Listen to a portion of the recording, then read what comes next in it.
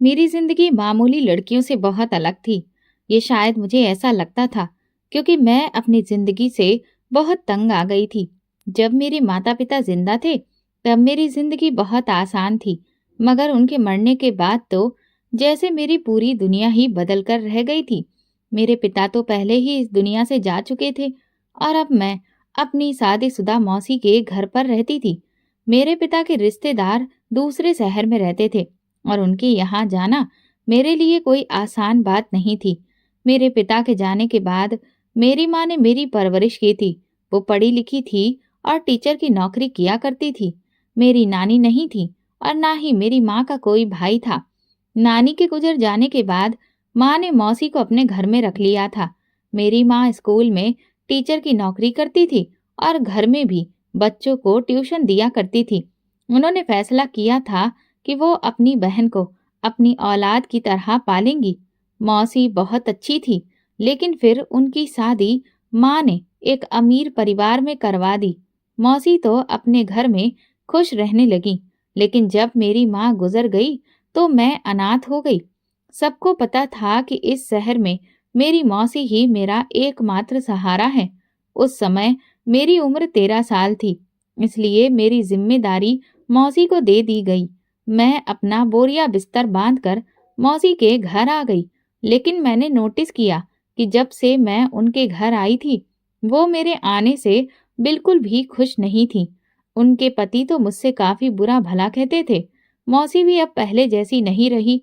उनकी शादी अमीर घर में हुई थी, इसलिए अब उन्हें मैं गरीब और बोझ लगने लगी थी। उनकी सास भी मुझे ताने दिया करती थी। मैं मौसी के घर का सारा काम करती थी, उनके ताने सुनती थी, मगर फिर भी कोई मेरी इज्जत नहीं करता था। फिर वो दिन आ गया जब उन्होंने मुझ पर सबसे बड़ा जुल्म किया। मौसा जी हमेशा उनसे कहते रहते थे कि मुझे यहाँ से भेज दें। उन्होंने कई सालों तक मुझे झेला, लेकिन आखिरकार उन्होंने फैसला कर लिया कि अब मुझे घर से निकाल देना चाहिए। एक दिन मौसी ने मुझे पकड़कर जमीन पर धकेल दिया, मेरे बाल खींचे और कहने लगी, यहाँ से चली जा। तेरी वजह से मैं कई सालों से बातें सुन रही हूँ, लेकिन अब और नहीं सह सकती। मैंने रोते हुए मौसी से कहा, मौसी, एक दिन आप भी अकेली थी। मेरी माँ ने आपको सहारा दिया था। अब मेरा भी वही समय आ गया है। आपको मुझ पर रहम नहीं आता। लेकिन उन्होंने कहा, मैंने बहुत ख्याल कर लिया तेरा, अब और नहीं कर सकती। मैं अपने ससुराल में रहती हूँ, मायके में नहीं कि मैं तुझे एडजस्ट करूँ। आज मुझे अपनी मौसी बिल्कुल अजनबी लग रही थी।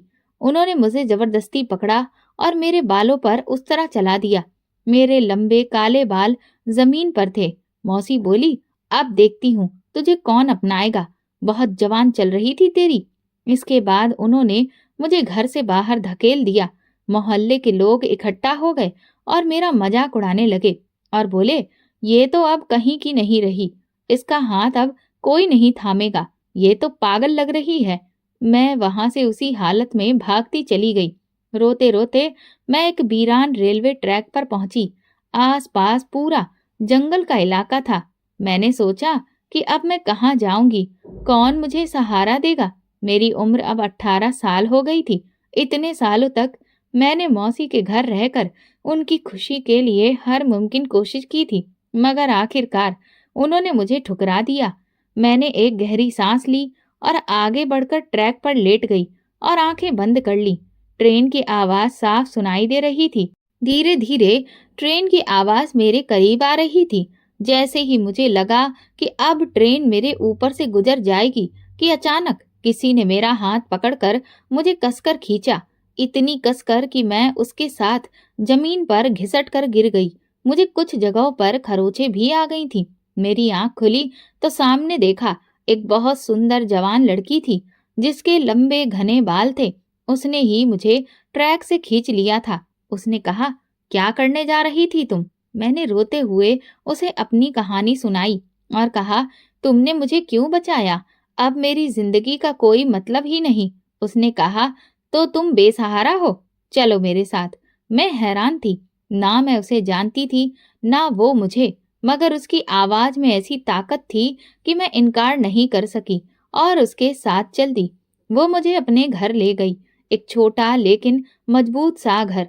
उसने कहा, ये मेरा घर है, मैं यहाँ अपने भैया अर्चित के साथ रहती हूँ। उसका भाई घर पर नहीं था, लेकिन उसने मुझे अंदर बिठाया, पानी पिलाया और कहा, अब तुम सुरक्षित हो, कुछ मत सोचो, आराम करो। मैं सच में सुकून में आ गई थी। कई दिनों बाद पहली बार ऐसा लगा कि सब कुछ ठीक हो सकता है, लेकिन मुझे नहीं पता था कि ये सुकून सिर्फ दिखावे का था। थोड़ी देर के बाद अंबिका का भाई अर्चित घर में आया। वो दिखने में लंबा चौड़ा, सुंदर और प्रभावशाली था, मगर उसने एक नजर भी मुझ पर नहीं डाली और सीधे अपने कमरे में चला गया।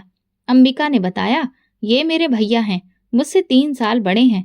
हम दोनों भाई बहन यहाँ अकेले रहते हैं, हमारे माता पिता नहीं हैं। तुम भी हमारे साथ आराम से रह सकती हो। उसकी बात सुनकर मुझे यकीन ही नहीं हो रहा था कि क्या कोई किसी की इस तरह मदद कर सकता है। फिर उसने कहा, लेकिन हमारे घर में कुछ उसूल हैं जिन्हें तुम्हें फॉलो करना होगा। मैं चौंक गई। कैसे उसूल? अंबिका बोली, अगर तुम्हें यहाँ रहना है तो तुम इस घर से बाहर नहीं जा सकती। अगर लोग तुम्हें देखेंगे तो सवाल करेंगे कि तुम कौन हो।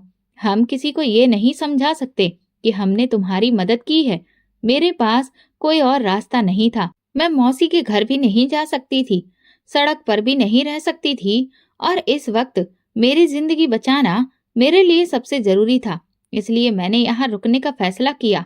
लेकिन मुझे अंदाजा नहीं था कि ये घर मेरे लिए कितना खतरनाक साबित होगा। ये कोई आम घर नहीं था, और सबसे अजीब बात थी कि अर्चित वैसा नहीं था जैसा दिखता था। अंबिका ने अपने भाई की बहुत तारीफ की थी, मगर मुझे वो अजीब लगता था। मैं मजबूरी में यहाँ रह रही थी, लेकिन ये घर जितना शांत दिखता था उतना था नहीं। अगले दिन अंबिका किसी काम से बाजार गई और मैं घर में अकेली थी। अर्चित भी घर में ही था और मैंने महसूस किया कि वो मुझे गौर से देख रहा था। मुझे डर लग रहा था कि कहीं वो मेरे अकेले होने का फायदा ना उठाए, मगर उसने कुछ भी नहीं कहा। वो बस चुपचाप बैठा रहा। शायद ऐसा व्यवहार उसकी आदत थी।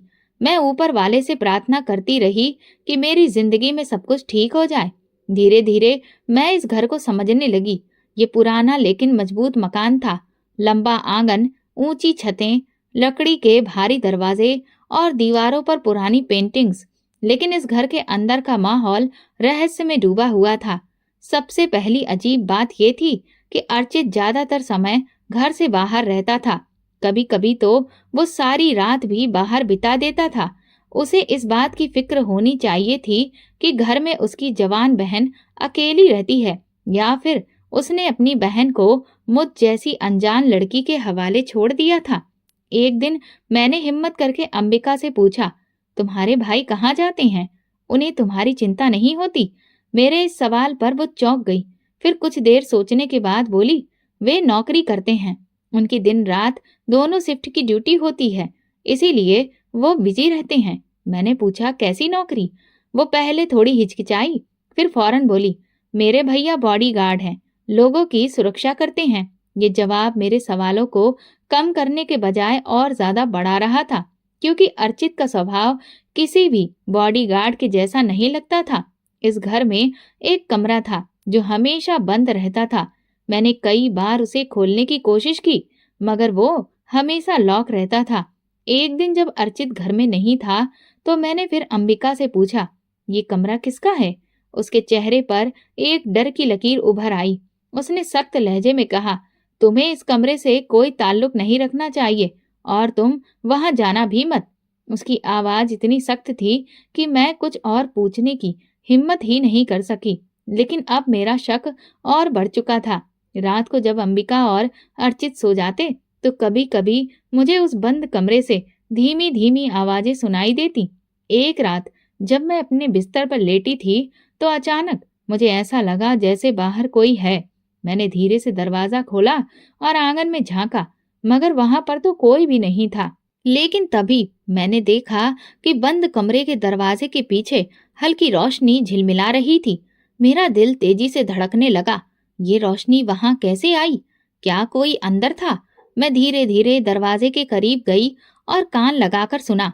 अंदर कोई धीरे धीरे बातें कर रहा था। मैंने दरवाजे को हल्का धक्का दिया, मगर तभी अंदर कोई आहट हुई और मैं घबराकर पीछे हट गई। अगले ही पल रोशनी बंद हो गई। अब मेरा शक यकीन में बदल रहा था। इस घर में कोई राज था। अगले दिन जब अर्चित घर वापस आया तो मैंने महसूस किया कि वो मुझे बहुत गौर से देख रहा था। ऐसा लग रहा था कि जैसे वो मेरे दिमाग के अंदर झांक रहा हो। उसकी आंखों में कुछ ऐसा था जो मुझे धमकी दे रहा था। अब मैं समझ चुकी थी कि इस घर में सब कुछ वैसा नहीं था जैसा दिखता था।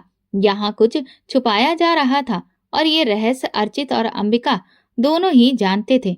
आज पहली बार अर्चित ने मुझसे बात की थी। उसने कहा, तुम बार बार इस कमरे की तरफ मत आया करो। उसके शब्दों में कुछ ऐसा था कि मेरे रोंगटे खड़े हो गए। उसे पता था कि मैंने कल रात कुछ सुना था। ये घर, ये दोनों भाई बहन और ये बंद कमरा मुझे बेचैन कर रहे थे। अब मुझे यकीन हो चुका था कि मेरा यहाँ रहना कोई साधारण बात नहीं थी। जरूर इन दोनों ने मुझे किसी मकसद से अपने घर में जगह दी थी। मैं जितना इन रहस्यों से बचने की कोशिश करती, उतनी ही उनमें उलझती जा रही थी। अर्चित का रातों को घर से बाहर रहना, घर में किसी की आवाजें आना और इन दोनों भाई बहनों का अजीब बर्ताव, सब कुछ मेरे अंदर एक अजीब सा शक पैदा कर रहा था। सबसे बड़ा झटका मुझे उस दिन लगा जब अर्चित की गैर मौजूदगी में मैं उसके कमरे में चली गई। मैंने सोचा कि अंबिका तो घर के कामों में व्यस्त रहती है, तो क्यों ना मैं ही सफाई कर दूं। जैसे ही मैं झाड़ू लेकर कमरे में पहुंची और उसे बेड के नीचे डाला तो एक ऐसी चीज निकली जिसे देखकर मेरे पैरों तले से जमीन खिसक गई। मैंने उसे गौर से देखा। मेरी आंखें फटी की फटी रह गईं। मेरी चीख निकलने ही वाली थी, मगर मैंने खुद को संभाल लिया। ये क्या था? ये कैसे मुमकिन था? मेरा शरीर कांपने लगा था। मैंने इधर उधर देखा कि कहीं किसी ने मुझे देख तो नहीं लिया, लेकिन घर में पूरी तरह से खामोशी थी। मुझे अभी कुछ नहीं करना चाहिए, किसी से कुछ भी नहीं पूछना चाहिए। शाम को जब मैंने अंबिका पर गौर किया तो मुझे महसूस हुआ कि वो उलझी हुई लग रही थी, जैसे कि किसी बोझ तले से दबी हो। कहीं उसे तो नहीं पता चल गया कि मैंने बेड के नीचे वो चीज देख ली थी। अचानक अंबिका ने मेरी तरफ गौर से देखा और कहा, नम्रता, आज तुम कुछ परेशान लग रही हो। सब ठीक है? शायद वो मेरी परीक्षा ले रही थी। मैंने खुद को संभाला और कहा, हाँ हाँ, मैं तो ठीक हूँ, बस थोड़ा थक गई हूँ। वो कुछ देर तक मुझे देखती रही, फिर धीमे लेकिन सख्त लहजे में बोली, यहाँ ज्यादा चीजों के बारे में सोचने की जरूरत नहीं है नम्रता। जो भी देखा करो उसे भूल जाया करो और जो भी सुनो उस पर ध्यान मत दिया करो। मैं उसकी बात पर खामोश हो गई, लेकिन अब ये बात साफ थी कि इस घर में कुछ तो ऐसा था जो छुपाया जा रहा था। क्या ये मेरी मदद करने का बहाना था? क्या मैं किसी बड़े खतरे में फंस चुकी थी? उस रात मुझे नींद नहीं आ रही थी। मेरा दिमाग बार बार बेड के नीचे देखी हुई चीज के बारे में सोच रहा था। ये घर, इसके लोग, ये राज, सब कुछ मुझे गहरे अंधेरे में धकेल रहे थे। मैं यहाँ से भागने के बारे में सोच रही थी, मगर मैं कहाँ जाती? मुझे अंबिका ने सख्ती से बाहर जाने से मना किया था और फिर मेरे पास ऐसा कोई सबूत भी नहीं था जिससे मैं किसी से मदद मांग सकती। लेकिन इतना तय था कि यहाँ जो कुछ भी हो रहा था वो मामूली नहीं था। मैंने तय कर लिया था कि मैं इस रहस्य को जानकर रहूंगी। मैं पीछे हटने वालों में से नहीं थी। अब वो बंद कमरा मेरे लिए और भी ज्यादा अहम हो गया था। शायद बेड के नीचे जो देखा था उसका संबंध इसी कमरे से था, मगर अंबिका ने सख्ती से कहा था कि मैं इस कमरे के पास भी ना जाऊं। लेकिन जब मुझे किसी चीज से रोका जाता तो मेरा इंटरेस्ट और भी ज्यादा बढ़ जाता था। रात के समय जब अर्चित घर से बाहर था और अंबिका अपने कमरे में थी, मैं धीरे धीरे अपने बिस्तर से उठी। मैं बिना आवाज किए उस बंद कमरे के करीब पहुंची, जहां से अक्सर रात में रोशनी झिलमिलाती थी और किसी के बात करने की आवाजें आती थीं। मेरा दिल जोर जोर से धड़क रहा था। मैंने कान लगाकर सुनने की कोशिश की। कुछ देर तक तो खामोशी थी, फिर अंदर से धीमी धीमी आवाजें आने लगी। हाँ, वहां कोई बात कर रहा था। मैंने धीरे से दरवाजे के हैंडल को घुमाने की कोशिश की। वो बंद था, हमेशा की तरह, लेकिन आज मुझे अजीब सा एहसास हो रहा था। मैं कुछ देर वहीं खड़ी रही, फिर अचानक अंदर से एक आहट हुई, जैसे कोई दरवाजे के करीब आया हो। मेरा दिल धक्क से रह गया। मैं फौरन वहां से हटकर अपने कमरे की तरफ भागी और बिस्तर में घुस गई। नाश्ते के समय जब मैं अंबिका के बराबर बैठी तो मैंने महसूस किया कि वो मुझे बहुत ध्यान से देख रही थी। अचानक उसने पूछा, नम्रता, तुम रात में कहाँ थी? मैं चौंक गई। क्या उसे पता चल गया था? मैंने घबराहट छुपाने की कोशिश की और कहा, मैं तो अपने कमरे में ही थी। अंबिका ने सख्त लहजे में कहा, अगर तुम्हें अपनी जान प्यारी है और हमारे इस घर में रहना है तो हद में रहना पड़ेगा। मैंने तुम्हें पहले ही बताया था कि इस घर में रहने के कुछ उसूल हैं और तुम्हें उन्हें मानना होगा। मैं हैरान थी। आखिर इस बंद कमरे में ऐसा क्या था जो मुझसे छुपाया जा रहा था? क्या वहां पर कोई छुपा हुआ था या फिर कुछ ऐसा जो आम इंसानों के लिए नहीं था? अब मैं तय कर चुकी थी कि इस रहस्य को जानकर ही रहूंगी, चाहे इसकी कोई भी कीमत क्यों ना चुकानी पड़े। मुझे हमेशा से ये सवाल परेशान करता था कि अर्चित आखिर ऐसी कौन सी नौकरी करता था जिसमें उसकी एक भी छुट्टी नहीं होती थी। मैंने कई बार अंबिका से पूछा था कि उसका भाई आखिर जाता कहाँ है, लेकिन वो हमेशा एक ही जवाब देती, वो नौकरी करता है बस, और कुछ मत पूछो। पर उस रात मैंने अर्चित को चोरी छिपे घर से निकलते देख लिया। मुझे लगा, अपने ही घर से बाहर निकलने के लिए कोई इतनी सतर्कता क्यों बरतेगा। आज मैंने ठान लिया कि मैं उसका पीछा करूंगी। मैंने जल्दी से अपना दुपट्टा लिया और अपने चेहरे को ढक लिया, फिर धीरे से दरवाजा खोलकर बाहर निकल गई। गली पूरी तरह से सुनसान थी। अर्चित तेज कदमों से चल रहा था और मैं भी धीरे धीरे उसका पीछा कर रही थी। वो गलियों से होते हुए एक ऐसी जगह पहुंचा जहां आम लोग जाने से भी डरते थे, शहर के पुराने शमशान घाट पर। शमशान घाट। अर्चित इस वक्त यहाँ क्या करने आया था? मेरा मन कर रहा था कि मैं वापस चली जाऊं, लेकिन अब मैं पीछे नहीं हट सकती थी। मैंने जल्दी से एक झाड़ी के पीछे छिपने का फैसला किया और छुपकर उसे देखने लगी। शमशान घाट के अंधेरे में कुछ लोग पहले से मौजूद थे। अर्चित उनके पास पहुंचा और वे आपस में बातचीत करने लगे। मैंने उनकी बातें सुनने की कोशिश की। ज्यादा कुछ समझ में नहीं आया, लेकिन अर्चित एक गंभीर आवाज में कह रहा था, हमें ये काम जल्दी खत्म करना होगा। काम? कौन सा काम? क्या वे किसी को मारने की साजिश कर रहे थे? मुझे डर लगने लगा। मैं वहां से हटने वाली थी कि अचानक अर्चित की नजर मेरे छुपने की जगह पर पड़ी। मेरा दिल जोर से धड़कने लगा। मैं एकदम ठहर गई, सांस भी धीमी कर दी। लेकिन कुछ पल के बाद उसने मेरी तरफ से नजर हटा ली और वापस अपनी बातों में लग गया। ये मेरे लिए मौका था। मैं धीरे से पीछे हटी और अंधेरे में समा गई। फिर बिना एक पल गवाए मैं तेजी से घर की तरफ लौट आई। घर पहुंचकर मैंने दरवाजा धीरे से बंद किया और अपने कमरे में चली गई। मेरी सांसें तेज चल रही थी। सुबह सुबह अर्चित घर वापस लौटा। मैंने धीरे से दरवाजे के बाहर झांका। वो जेब से कुछ कागज निकालकर अलमारी में रख रहा था और फिर फ्रेश होने के लिए चला गया। यही मौका था। मेरा दिल जोर जोर से धड़क रहा था, लेकिन मैंने हिम्मत जुटाई और दबे पांव उसके कमरे में चली गई। मैंने कांपते हाथों से अलमारी खोली और कागजों को बाहर निकाला। जैसे ही मैंने उन्हें पढ़ना शुरू किया, मेरे पैरों तले से जमीन ही खिसक गई। ये एक लिस्ट थी जिसमें कई सारे नाम थे और हर नाम के साथ एक तारीख लिखी हुई थी। कुछ नामों के आगे निशान भी लगे हुए थे, जैसे कि वे पूरे हो चुके हों। मैंने उन नामों को ध्यान से देखा और मेरी आंखें फटी की फटी रह गईं। ये वही नाम थे जो पिछले कुछ महीनों से लापता हो चुके थे। मुझे चक्कर आने लगे। मैंने जल्दी से फाइल बंद कर दी, लेकिन तभी पीछे से एक आवाज आई, तुम यहाँ क्या कर रही हो नम्रता? मैंने घबराकर पीछे देखा। अंबिका उस वक्त दरवाजे पर खड़ी थी। उसकी आंखों में गुस्सा और डर दोनों थे। वो चिल्लाई, क्या मैंने तुम्हें मना नहीं किया था कि ज्यादा समझदारी मत दिखाओ? मैंने जल्दी से कहा, मैं तो बस सफाई कर रही थी। अंबिका ने मेरी आंखों में झांका, जैसे कि मेरी सच्चाई को पढ़ने की कोशिश कर रही हो। फिर वो धीरे से बोली, नम्रता, अगर तुम्हें अपनी जान प्यारी है तो फिर इन सब चीजों से दूर रहो। हम नहीं चाहते कि तुम्हें यहाँ से निकाल दें और तुम फिर से दर दर की ठोकरें खाओ। मैंने हिम्मत करके पूछा, ये नाम, ये लोग कौन हैं जो इस लिस्ट में हैं? अंबिका ने गहरी सांस ली, जैसे कुछ कहना चाहती हो, लेकिन वो खुद को रोक रही हो। फिर वो बोली, बस तुम इतना जान लो कि ज्यादा जानकारी तुम्हारे लिए खतरनाक हो सकती है। अर्चित जो कुछ भी करता है वो उसकी ड्यूटी है। ड्यूटी? कैसी ड्यूटी? इतना कहकर वो जाने लगी और सख्त लहजे में कहा, अब तुम भी अपने कमरे में जाओ और वहीं पर बंद रहो। मैं समझ गई थी कि ये दोनों भाई बहन कुछ बहुत बड़ा छुपा रहे थे। अब मुझे डर लगने लगा कि कहीं मेरी जान खतरे में तो नहीं है।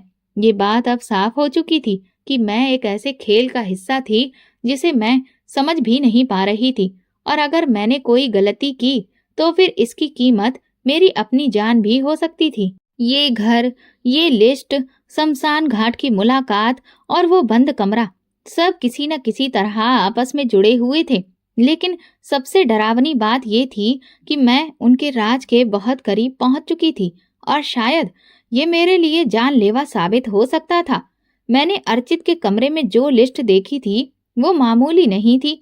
ये उन लड़कियों के नाम थे जो हाल फिलहाल में लापता हो चुकी थी, और सबसे ज्यादा डराने वाली बात ये थी कि हर नाम के आगे अलग अलग तारीखें लिखी हुई थी।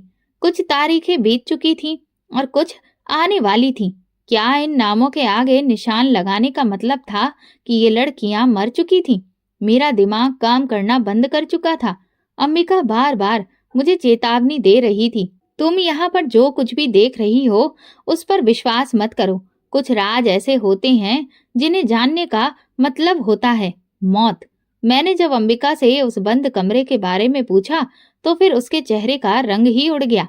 वो कुछ देर तक चुप रही और फिर धीरे से बोली, अगर तुम्हें अपनी जान प्यारी है तो उस कमरे के करीब भी मत जाना। पर अब मैं पीछे हटने वाली नहीं थी। मैं उस बंद कमरे का सच जानकर ही रहूंगी। रात में जब सब सो गए तो मैं धीरे से उस कमरे के पास गई। दरवाजा हमेशा की तरह बंद था। मैंने निराश होकर पीछे हटने का सोचा, लेकिन तभी मेरी नजर नीचे पड़ी जहां से हल्की सी रोशनी बाहर आ रही थी, और तभी मैंने सुना, प्लीज मुझे यहाँ से जाने दो, प्लीज मुझे बाहर निकालो। बंद कमरे के अंदर का खौफनाक मंजर, मेरा दिल जोर जोर से धड़कने लगा। क्या वाकई में वहां पर कोई बंद था? मैंने दरवाजे के नीचे से झांकने की कोशिश की, लेकिन मुझे ज्यादा कुछ नहीं दिखा। और फिर अचानक किसी के कदमों की आहट सुनाई दी। कोई दरवाजे की तरफ बढ़ रहा था। मैंने बिना कोई देर किए अपने कमरे की तरफ दौड़ लगा दी। अगले दिन अर्चित बहुत गुस्से में लग रहा था। उसकी नजरें बार बार मुझ पर उठ रही थीं, जैसे कि वो मेरे दिमाग के अंदर झांकने की कोशिश कर रहा हो। क्या उसे पता चल गया था कि मैं रात को उस कमरे के पास गई थी? अगर हाँ, तो अब मेरा क्या होगा? अगली रात जब अर्चित घर से बाहर गया तो मैंने मौका देखकर फिर से उस कमरे के पास जाने का फैसला किया, लेकिन इस बार मैं खाली हाथ वापस जाने को तैयार नहीं थी। मैंने चारों तरफ नजर दौड़ाई कि शायद कोई और रास्ता हो, और तभी मुझे दीवार का एक हिस्सा थोड़ा अंदर धंसा हुआ दिखा। क्या ये कोई खुफिया दरवाजा था? मैंने धीरे से उसे दबाया, और जैसे ही मैंने पूरी ताकत लगाई, दीवार हल्की सी हिली और फिर अचानक वो खुल गई। ये एक गुप्त रास्ता था जो सीधे उस बंद कमरे में जा रहा था। कमरे में जंजीरों में कैद औरत। मुझे तेज बदबू का एहसास हुआ। कमरा पूरी तरह से अंधेरा था, बस एक छोटे से बल्ब की रोशनी टिमटिमा रही थी, और तभी मैंने उसे देखा। कमरे के कोने में एक औरत जंजीरों में बंधी हुई थी। वो बहुत कमजोर लग रही थी। उसके कपड़े फटे हुए थे और चेहरा डर और बेबसी से भरा हुआ था। उसने कांपती हुई आवाज में कहा, प्लीज मेरी मदद करो, मुझे यहाँ से निकालो। मैं इससे पहले कि कुछ कह पाती, उससे पहले ही दरवाजे के खुलने की आवाज आई। अब क्या होगा? बाहर से किसी के कदमों की आहट आने लगी थी। अर्चित मेरे बहुत करीब था। अगर उसने मुझे यहाँ पर देख लिया तो मुझे मारने में एक पल भी नहीं लगाएगा। अब मेरे पास वक्त नहीं था। क्या मैं इस औरत को बचा पाऊंगी, या फिर अगली लापता लड़की मेरी ही कहानी बन जाएगी? मैंने जल्दी से खुफिया दरवाजे की तरफ दौड़ लगाई और जैसे तैसे उसे बंद कर दिया। मैंने सुकून की सांस ली और वापस अपने कमरे में आ गई, लेकिन मेरा दिल अभी भी जोर जोर से धड़क रहा था। इस घर में जितना समय मैंने बिताया था, हर लम्हा खतरनाक साबित हो रहा था। अब मुझे साफ समझ में आ रहा था कि अर्चित, अंबिका और मौसी ने मेरी जो मदद की वो सिर्फ एक दिखावा था। मुझे समझ में आ गया था कि जब तक मैं इस राज को पूरी तरह से नहीं खोलूंगी, तब तक मैं सुकून से नहीं रह सकती। मैंने फिर से अंबिका के बर्ताव पर गौर करना शुरू किया। वो पहले की तरह चुपचाप अपने कामों में बिजी रहने लगी थी और अब मुझसे ज्यादा बात भी नहीं करती थी। मैंने अगली रात फिर से उस बंद कमरे में जाने का फैसला किया। मैं उसी खुफिया दरवाजे से अंदर गई और देखा कि ये कमरा कई हिस्सों में बटा हुआ था। कमरा खाली पड़ा था, लेकिन यहाँ एक और दरवाजा था। क्या इसके पीछे कोई और रहस्य छुपा था? मैंने हिम्मत करके दरवाजे को खोलने की कोशिश की, लेकिन तभी किसी के पास आने की आवाज सुनकर मेरी सांसें थम गईं। मैंने जल्दी से खुफिया दरवाजे से निकलने की कोशिश की, लेकिन बहुत देर हो चुकी थी। अब मैं बंद कमरे के अंदर फंस गई थी।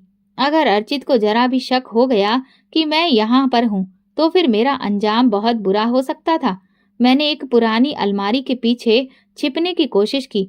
अर्चित दरवाजे के पास आकर रुक गया और कहा, यहाँ कोई है। मेरी सांसें रुकने लगी, लेकिन फिर मुझे एक और आवाज सुनाई दी। अर्चित किसी से बात कर रहा था। तुमने भी सुना ना? कोई और भी यहाँ था। अब मेरा डर और बढ़ गया था। मैंने दीवार के साथ धीरे धीरे हाथ बढ़ाया और पीछे वाले दरवाजे को छूते ही वो हल्का सा खुला हुआ था। ये वही दरवाजा था जिसे मैंने पहले देखा था। ये दरवाजा किसी और जगह की ओर जाता था, लेकिन कहाँ? अर्चित ने कुछ देर वहां पर रुकने के बाद कहा, यहाँ तो कोई भी नहीं है, लेकिन अब हमें ज्यादा सावधान रहना होगा। जैसे ही उसके कदमों की आवाज दूर जाने लगी, मैंने जल्दी से अलमारी का दरवाजा खोला। अलमारी में रखे कागजात और पुरानी चीजों के बीच में मुझे एक फाइल दिखी। ये वही फाइल थी जिसमें उन लापता लड़कियों के नाम दर्ज थे। मैंने जल्दी से पन्ने उल्टे और फिर मेरी उंगलियां कांपने लगीं। एक नई तारीख दर्ज थी, आखिरी मकसद। ये देखकर मेरी धड़कन रुक गई। अब अगला नंबर किसका था? क्या मेरा था? मैंने धीरे से दरवाजा खोला तो ठंडी हवा का झोंका महसूस हुआ और फिर मैंने देखा बेड के नीचे खून से सनी हुई चादर, जिसे देखकर मैं कई दिनों से डरी हुई थी। वही चादर मेरी आंखों के सामने थी। मेरे दिमाग में एक ही सवाल था, क्या अर्चित कातिल है? अचानक दरवाजे के पास से आवाज आई, तो तुमने सब कुछ जान लिया नम्रता? मैंने डरते हुए पीछे देखा। अर्चित मेरे सामने ही खड़ा था। उसकी आवाज में ना गुस्सा था, ना नरमी, बस एक अजीब सी ठंडक थी। ये सब क्या है? आप इन लोगों के साथ क्या कर रहे हो? मैंने कांपती हुई आवाज में पूछा। अर्चित धीरे धीरे मेरी तरफ बढ़ा और कहा, तुम गलत चीजों पर ध्यान दे रही हो नम्रता। जो तुम देख रही हो वैसा कुछ भी नहीं है। हर दिखने वाली चीज सच नहीं होती। लेकिन ये नाम, ये लापता लोग, ये खून और वो औरत, वो कहाँ गई? मैंने घबराते हुए पूछा। अर्चित ने मेरी तरफ देखा और जवाब दिया, अब तुम्हें सच जानना ही होगा। तो क्या मैं सच जान पाऊंगी, या फिर ये राज मेरे लिए अब एक नया मौत का दरवाजा खोल देगा? मैंने कमरे की तरफ इशारा किया। अर्चित कुछ समय के लिए खामोश हो गए, फिर गहरी सांस लेकर बोले, तुम्हें आज सब कुछ पता चल जाएगा नम्रता, मगर शर्त यह है कि तुम मुझ पर भरोसा करोगी और फिर मेरे साथ चलोगी। मैं घबरा गई और अजीब नजरों से उन्हें घूर कर देखा। उन्होंने कहा, चलो मेरे साथ। इस बंद कमरे के दरवाजे के पीछे मेरे कदम फौरन ही पीछे हट गए। मैं आप पर कैसे भरोसा कर सकती हूँ? मुझे आप दोनों भाई बहन बड़े ही अजीब लगते हैं। अर्चित ने शांत स्वर में जवाब दिया, अगर हम तुम्हें नुकसान पहुंचाना चाहते तो अब तक तो पहुंचा चुके होते। हमने सच में तुम्हारी मदद की है, तुम्हें अपने घर में पनाह दी है, मगर सच्चाई तुम्हें खुद देखनी होगी। मेरे पास अब दो ही रास्ते थे। मैं भागने की कोशिश करती, मगर फिर अर्चित मुझे रोक सकते थे। मैं उनके साथ जाती और खुद देखती कि आखिर वो क्या छुपा रहे थे। लेकिन अगर वे सच में मेरे साथ कुछ गलत कर देते। मैंने अपनी मुट्ठी भींच ली और खुद को मजबूत दिखाने की कोशिश की। अगर मैंने आज सच नहीं जाना तो मैं हमेशा शक में ही रहती। मैंने हिम्मत करके सिर हिला दिया। ठीक है, मैं आपके साथ चलती हूँ। अर्चित आगे बढ़े और धीरे से दरवाजा खोला। जैसे ही दरवाजा खुला, मैंने खुद को एक अंधेरी सुरंग में पाया। ये एक पुराना तहखाना था, मगर यहाँ हर चीज बड़े ढंग से रखी गई थी। दीवारों पर चार्ट और मैप्स लगे हुए थे। एक तरफ लोहे का संदूक रखा हुआ था। ये कोई आम जगह नहीं थी। मैंने पलटकर अर्चित की तरफ देखा और पूछा, ये कौन सी जगह है? उन्होंने धीरे से कहा, ये वो जगह है जहाँ सच छुपा हुआ है। मैंने गौर से चारों तरफ देखा और फिर जो नज़ारा मैंने देखा वो मुझे हैरान कर गया। सामने बैठे लोग जो मरे नहीं थे, कुछ औरतें और बच्चे बैठे हुए थे। वे सब जिंदा थे मगर डरे हुए थे। अब तक मेरे दिमाग में यही था कि अर्चित लोगों को मार रहे थे, मगर यहाँ तो सब कुछ उल्टा था। वे लोग डरे हुए थे मगर उनके चेहरे पर एक अजीब सी बेफिक्री थी, जैसे वे किसी खौफनाक हकीकत से बचकर यहाँ आए हों। क्या ये लापता लोग थे? क्या ये वही लोग थे जिनके नाम लापता लोगों की लिस्ट में थे? अर्चित ने मेरे चेहरे का एक्सप्रेशन देखा और गहरी सांस ली। नम्रता, जो कुछ भी तुमने देखा और समझा वो हकीकत का सिर्फ एक रुख था। मैंने बेचैनी से कहा, तो फिर असली हकीकत क्या है? अर्चित बोले, ये सब वे लोग हैं जिन्हें उनके अपने घरवाले मार देना चाहते थे। ये बेसहारा लोग हैं जो समाज के जुल्म से भागकर यहाँ पनाह लेने के लिए आए हैं, बिल्कुल तुम्हारी ही तरह। मैं हैरान रह गई। क्या? मेरी आंखें फटी की फटी रह गईं। अर्चित ने दीवार की तरफ इशारा किया। वहां एक चार्ट टंगा हुआ था। इसमें वे सभी नाम थे जो मैंने फाइल में देखे थे। गैरत के नाम पर मरने से बचाई गई औरतें। ये वही लड़कियां और औरतें हैं जिन्हें गैरत के नाम पर मरने से बचाया गया है। मैंने कांपती हुई आवाज में पूछा, तो फिर वो बेड के नीचे खून से सनी हुई चादर किसकी थी? अर्चित कुछ देर खामोश रहे, फिर बोले, एक लड़की बहुत जख्मी हालत में हमारे पास आई थी जिसे मैंने बचाया था। मैंने उसका इलाज घर में ही किया था, क्योंकि मैं सिर्फ एक सोशल वर्कर नहीं बल्कि एक सीबीआई पुलिस ऑफिसर भी हूँ। मेरा काम ही ऐसी बेसहारा लड़कियों को बचाना है। मैं उन्हें अपने घर में लेकर आता हूँ ताकि वे एक नई जिंदगी जी सकें। मैं हैरान थी।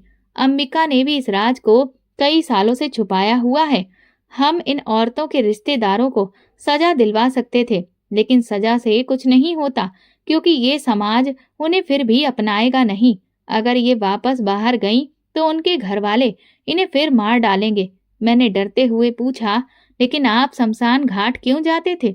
अर्चित बोले, शमशान घाट पर मेरी ड्यूटी थी। वहां भी कई अनजान लाशें मिलती हैं जिनका कोई नाम नहीं होता। कई बार वो लड़कियां होती हैं जिन्हें समाज ने खत्म कर दिया। अब सब कुछ साफ था। अब समझी नम्रता? हमने तुमसे कहा था कि घर से बाहर मत जाना ताकि ये राज दुनिया तक ना पहुंचे। यहाँ के लोग बहुत सुकून से जी रहे हैं। मेरी गलतफहमी दूर हो गई। मुझे अफसोस होने लगा कि मैंने इतने अच्छे लोगों पर शक किया था। इस घर में जो कुछ भी हो रहा था वो गलत नहीं था, बस मेरे देखने का नजरिया गलत था। अब मुझे यकीन हो गया कि हर बार जो हम देखते हैं वो सच नहीं होता। सच्चाई को जानबूझकर छुपाया भी जाता है। अब मुझे यकीन हो गया था कि इससे अच्छी जगह और कोई नहीं हो सकती थी। मैंने अर्चित और अंबिका से माफी मांगी और वादा किया, अब मैं भी आपकी तरह सोशल वर्कर बनकर इन बेसहारा लोगों की मदद करूंगी। आज इस हादसे को 7 साल हो चुके हैं। मैं आज भी इसी जगह पर रहती हूँ और समाज सेवा कर रही हूँ। जो लोग बेसहारा होते हैं, जिनका इस दुनिया में कोई नहीं होता, मैं उन्हें तलाशती हूँ और उनकी मदद करती हूँ। दोस्तों, अगर आपको हमारी कहानी पसंद आई हो तो प्लीज कमेंट करके जरूर बताइएगा। वीडियो को लाइक करिए और ज्यादा से ज्यादा शेयर करिए। अगर आप चैनल पर नए हैं तो सब्सक्राइब जरूर करें और नोटिफिकेशन बेल को दबाएं ताकि अगली अपडेट सबसे पहले आपको मिले। धन्यवाद।